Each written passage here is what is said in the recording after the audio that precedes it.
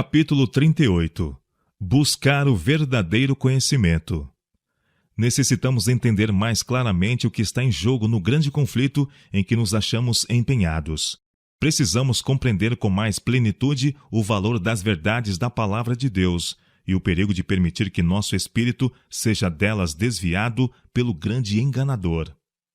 O infinito valor do sacrifício requerido para nossa redenção revela que o pecado é um tremendo mal. Pelo pecado, perturba-se todo o organismo humano, a mente é pervertida, corrompida a imaginação. O pecado tem degradado as faculdades da alma. As tentações exteriores encontram eco no coração, e os pés se volvem imperceptivelmente para o mal. Como foi completo o sacrifício feito em nosso favor, assim deve ser a nossa restauração do aviltamento do pecado. Nenhum ato de impiedade será desculpado pela lei de Deus. Injustiça alguma lhe pode escapar à condenação. A ética evangélica não reconhece nenhuma norma, senão a perfeição do caráter divino. A vida de Cristo foi um perfeito cumprimento de todo o preceito da lei. Ele disse: Eu tenho guardado os mandamentos de meu Pai. João capítulo 15, verso 10. Sua vida é nosso exemplo de obediência e serviço. Somente Deus pode renovar o coração. Deus é o que opera em vós tanto o querer como o efetuar segundo a sua boa vontade. Filipenses capítulo 2, verso 13.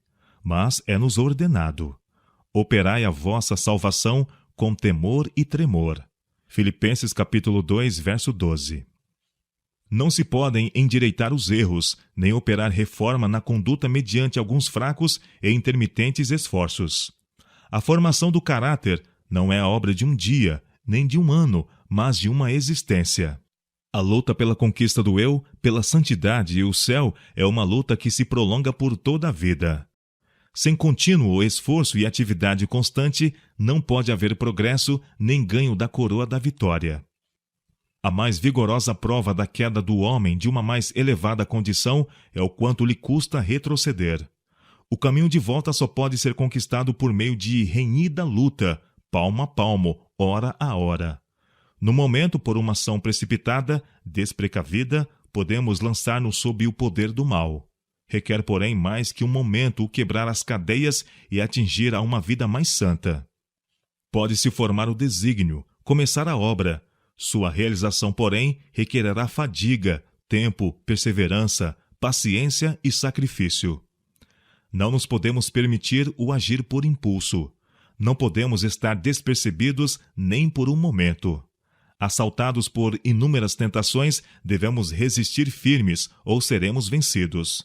Se chegássemos ao fim da vida com nossa obra por fazer, isso importaria em perda eterna. A vida do apóstolo Paulo foi um constante conflito com o próprio eu.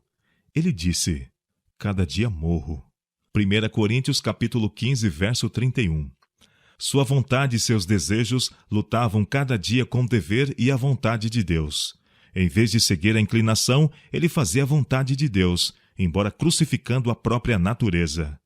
Ao fim de sua vida de conflito, olhando para trás, as lutas e triunfos da mesma, pôde dizer: combati o bom combate, acabei a carreira, guardei a fé. Desde agora a coroa da justiça me está guardada, a qual o Senhor, justo juiz, me dará naquele dia. 2 Timóteo capítulo 4, versos 7 e 8. A vida cristã é uma batalha e uma marcha. Nesta guerra não há trégua. O esforço deve ser contínuo e perseverante. É assim fazendo que mantemos a vitória sobre as tentações de Satanás. A integridade cristã deve ser buscada com irresistível energia e mantida com resoluta fixidez de propósito. Ninguém será levado para o alto sem árduo e perseverante esforço em prol de si mesmo. Todos têm de se empenhar por si nesta luta. Nenhuma outra pessoa pode combater os nossos combates. Somos individualmente responsáveis pelos resultados do conflito. Ainda que Noé, Jó e Daniel estivessem na terra, não poderiam, por sua justiça, livrar nem filho nem filha. Há uma ciência do cristianismo a ser dominada, ciência tão mais profunda, vasta e alta que qualquer ciência humana, como os céus são mais elevados do que a terra. A mente deve ser disciplinada, educada e exercitada, pois nos cumpre fazer serviço para Deus por maneiras que não se acham em harmonia com nossa inclinação inata. As tendências hereditárias e cultivadas para o mal devem ser vencidas.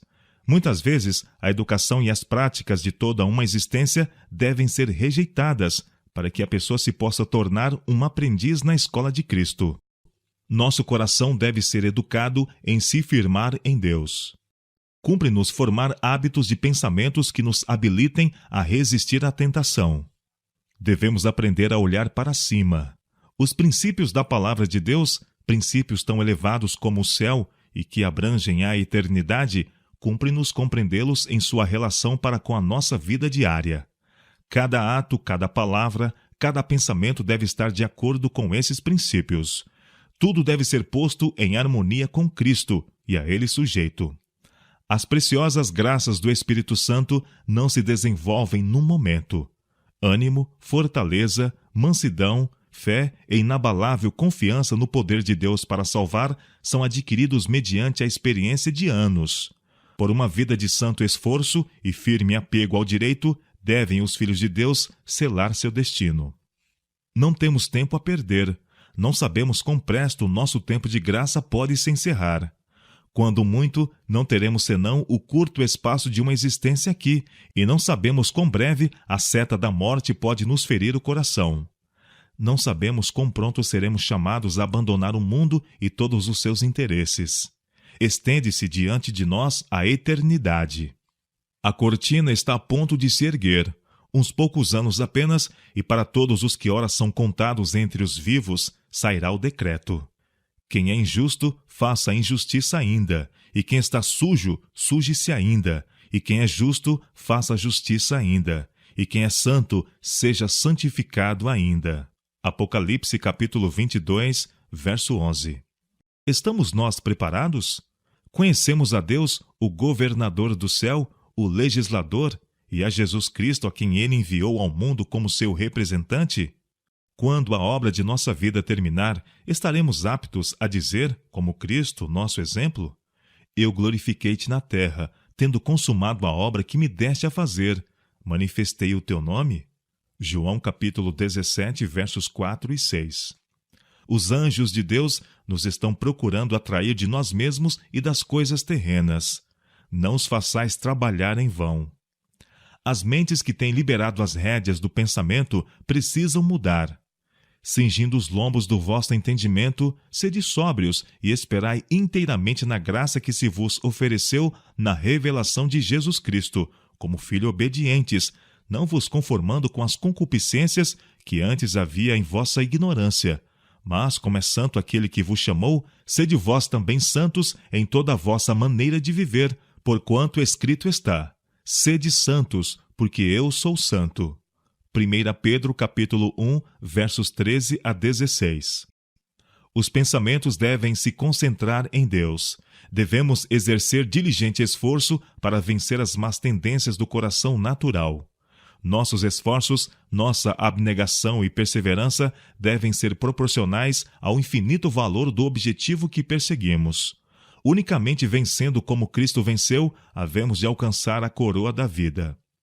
O maior perigo do homem está em enganar a si mesmo, em condescender com a presunção, separando-se assim de Deus, a fonte de sua força.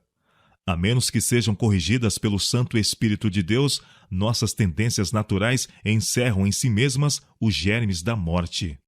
A menos que nos ponhamos em uma ligação vital com Deus, não podemos resistir aos profanos efeitos da satisfação própria, do amor de nós mesmos e da tentação para pecar.